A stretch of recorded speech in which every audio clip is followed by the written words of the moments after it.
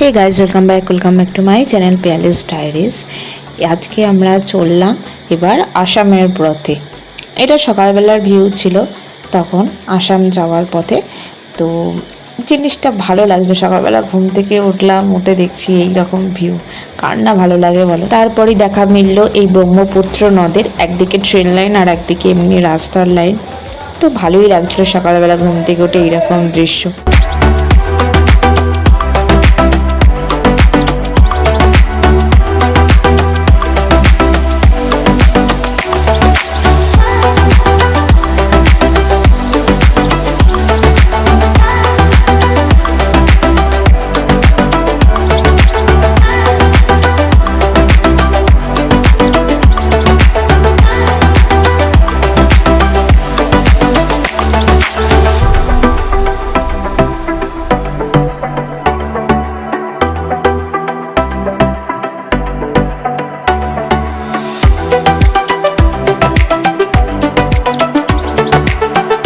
সকালবেলা সুন্দর দৃশ্য দেখতে দেখতে পৌঁছে এলাম গুয়াহাটি। এখানে আমাদের বাসগুলো হল্ট করলো, তারপর এখান থেকে অটো করে উপরে উঠলাম এবং এই অটো এবং যে ট্যাক্সি ভাড়াগুলো নিয়েছিল ওখানে পার হেড 40 টাকা করে কামাখ্যা মন্দিরের কাছে হোটেলগুলো যাওয়ার জন্য।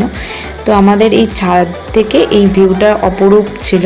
তারপর স্নান টান করে একটু ফ্রেশ হয়ে এই মন্দিরের পাশে এলাম।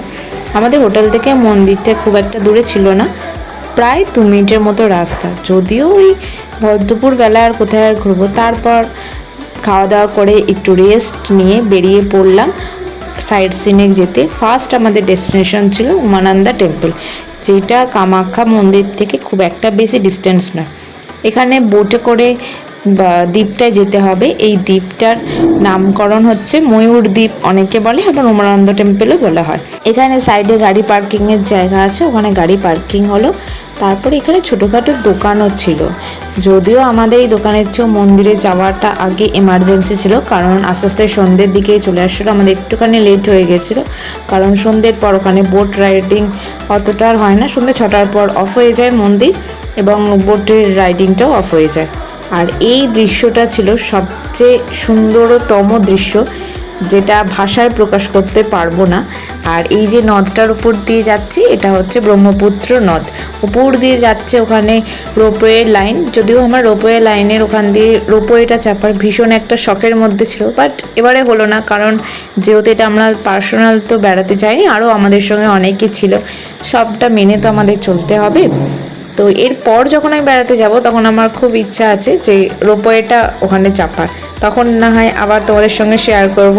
তো যাই হোক, আস্তে আস্তে বোট রাইডিংটাও খুব একটা খারাপ বলবো সেরকম না, এটাও একটা সুন্দরতম দৃশ্য।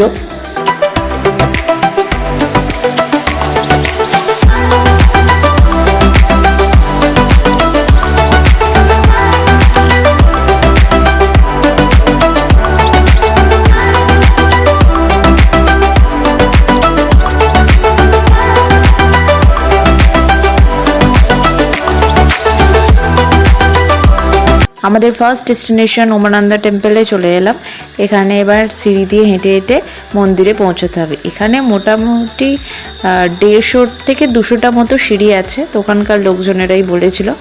প্রথমে যে মন্দিরটা দেখলে ওটা ছিল হনুমানজির মন্দির, তার পাশে এখানটা একটু ফটো তোলার খুব ভালো জায়গা ছিল। তারপর উমানন্দা টেম্পল। এখানে পুজোর ডালা পাওয়া যায়, তো আমি পুজোর ডালা নিয়ে নিলাম। এরপর গিয়ে পুজো দেবো। এখানে প্রায় পুজো দেওয়ার জন্য বা ঠাকুর দর্শনের জন্য ভেতরে অনেকটা গলি আছে, সেখানে গিয়ে দিতে হয় এবং সেটা অনেকটা নিচু। আর লাইন ছিল অনেকে, কেউ এখানে পুজো দেওয়ার লাইনের জন্য দাঁড়িয়েছে, অনেকে সাইডে যে ফটো তোলার অনেক জায়গা আছে সেইখানে কেউ কেউ ফটো তুলছে। এখানে অনেকে আবার সানসেট ভিউ দেখছে। এই যে উপরের লাইনটা দেখছো, এটা ছিল রোপওয়ে। আমরা যেখান থেকে বোটে উঠলাম সেখান থেকে একটুখানি গিয়েছিল রোপওয়ের ওঠার লাইন, আর যেটা ব্রহ্মপুত্র নদের একদম ওপারে গিয়ে শেষ হচ্ছে। মাঝখানে যে কেউ নেবে উমানন্দা টেম্পলে আসবে রোপওয়ে থেকে, সেরকম কোনো সিস্টেম নেই। উমানন্দা টেম্পলে আসার একমাত্র উপায় ছিল বোটে। এরপর এখানে একটা কাঠগোলাপের গাছ ছিল, ওই গাছ থেকে ফুল নিয়ে একটু ফটোশ্যুট করছিলাম। যাই হোক, ওই ফটোশ্যুট করতে গিয়ে আমাদের একটু লেট হয়ে গেল, যার ফলে আমাদের চোখের সামনে দিয়ে আর একটা বোট চলে গেল। গেলেই কি হবে, আবার যে ওই দূর থেকে দেখতে পাচ্ছ একটা বোট আসছে, সেই বোটটায় করে আমরা গিয়েছিলাম। যদিও এই বোটটা চলে যাওয়ার পর অনেক সুন্দর প্রাকৃতিক দৃশ্যগুলো যেটা দেখেছিলাম সেটা এবার তোমাদের সঙ্গে শেয়ার করি। ভুল নাই কিনার নাই নাইকো দরিয়ার পাড়ি, সাবধানে চালাইও মাঝি আমার ভাঙা তরি রে। অকুল দরিয়ার বুঝি কুল নাই রে, আমায় ভাসাইলি রে, আমায় ডুবাইলি রে।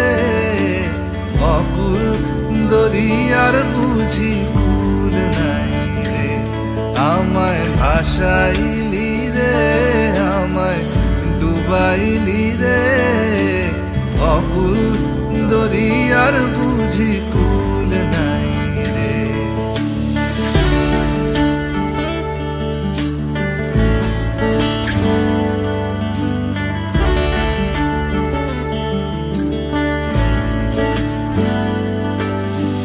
পানসা জলে সাই ভাষায় সাগরের মানে,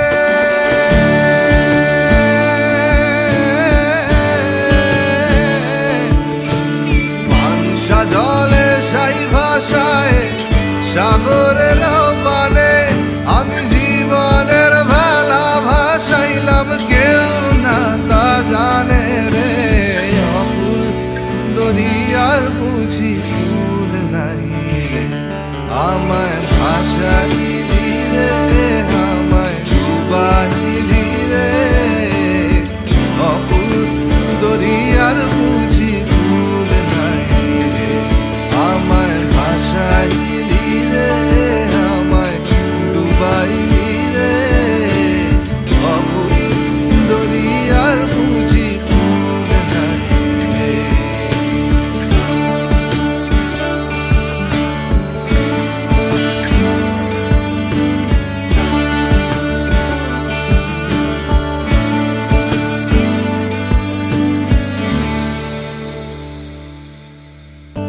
আমায় ভাসাইলি রে, আমায় ডুবাইলি রে। অকুল দরিয়ার বুঝি কুল নাই রে, আমায় ভাসাইলি রে, আমায় ডুবাইলি রে। অকুল দরিয়ার বুঝি কুল নাই রে।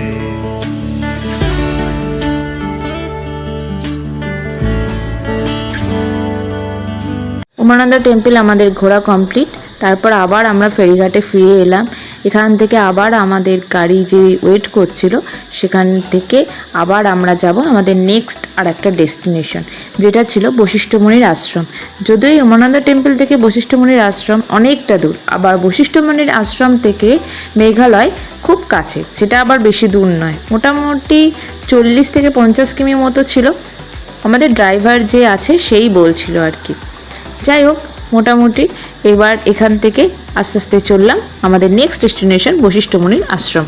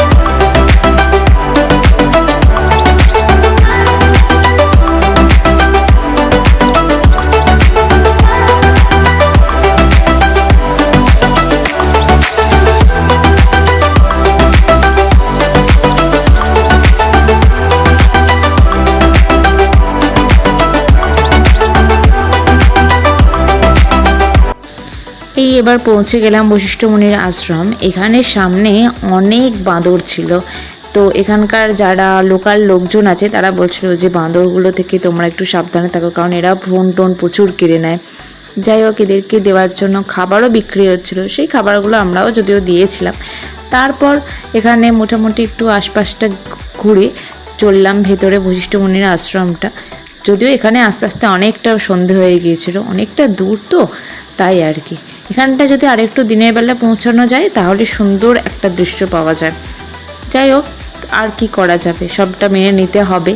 এই বশিষ্ঠ মুনির আশ্রমের পাশেই একটা ঝর্ণা আছে। এই ঝর্ণাটায় মানে এখানে ঢোকার সঙ্গে সঙ্গে এত সুন্দর ঝর্ণাটার কোলাহলের আওয়াজ পাওয়া যাচ্ছিল, যেটা মানে বলে বোঝানো যাবে না। এবং এখানে কচি বাচ্চারা সবার আওয়াজগুলোই আসছিল, মানে একটা অপরূপ দৃশ্য বা সুন্দর উপভোগ করার জায়গা অ্যাকচুয়ালি। কিন্তু এখানটা যদি আর একটু দিনের আলো পরিষ্কার থাকতো তখন আরও এই জায়গাটা ভালো লাগতো, তো এখনও খারাপ লাগছিল না। যাই হোক, কী আর করা যাবে। তো এখানে দাঁড়িয়ে অনেক লোকজন ফটো তুলছিল, যদিও এখানটা প্রচুর স্লিপারি এরিয়া, অনেকটা মানুষ কেয়ারফুলি হয়েই কাজটা করছিল। ওখান থেকে আবার আমরা ব্যাক করলাম, ব্যাক করে গিয়েছিলাম অন্য একটা টেম্পল, যেটা হলো সাউথের আদলে তৈরি বালাজি টেম্পল। এই বালাজি টেম্পলে শুধুমাত্র বালাজি ছিলেন সেটা নয়, আরও অন্যান্য সাউথের দেবদেবীরাও ছিল। তো সেটাই তোমাদের সঙ্গে এবার শেয়ার করব। তো চলো দেখা যাক।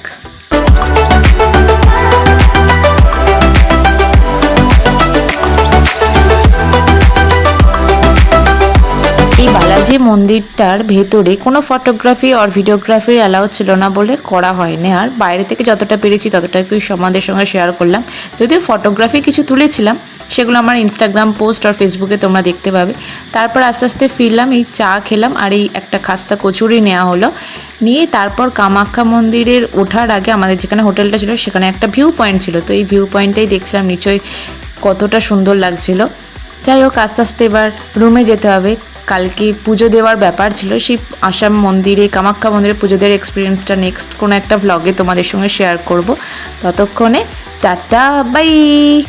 তবে ফেরার সময় আমার একজনের সঙ্গে দেখা হয়েছিল, এই দেখো চুপচাপ বসে আছে।